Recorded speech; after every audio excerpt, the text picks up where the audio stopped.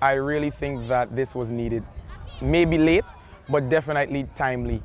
I think that today a lot of the children, they were excited to learn, which was shocking to me because, a lot of times when you say learning or, information, children usually reject it just because they think it might be boring. But I think the coaches and we did a fantastic job today because I was able to have a lot of qualified coaches assist me today at this event and sharing my experiences from college as a professional athlete.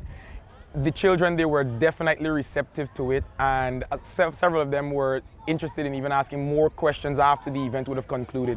So I think the success, it honestly blew me away. I didn't expect this great of a turnout.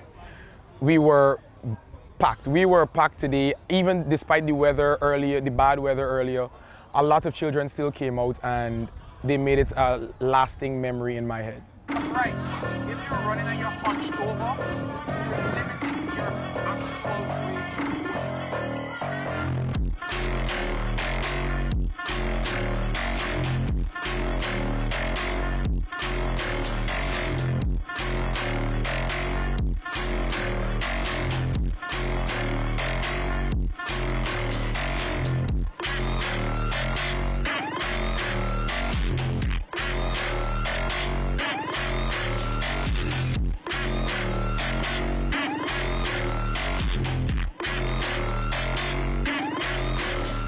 One guy told me in my group, because we divided the athletes into 4 groups, 2 or 3 coaches per group depending on the size of the group, and we definitely did that based on age categories and the athlete skill level. But one guy in my group, he said he's been running track for all of his life. He's 17 years old now, and nobody's ever explained to him how to run the 200, the 400, which are his pet events.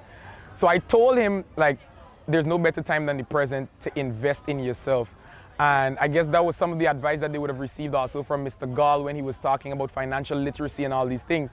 It's that we may not have done those things before, but now that they had the opportunity to learn, a lot of the children, they were so excited to be able to just hear it for the first time.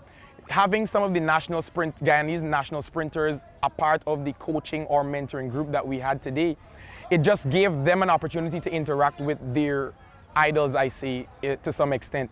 Because a lot of times they would see us competing on TV, they would see us in the newspapers, and they never had an opportunity to talk with us. So I guess this is just a venture that we would have to continuously do.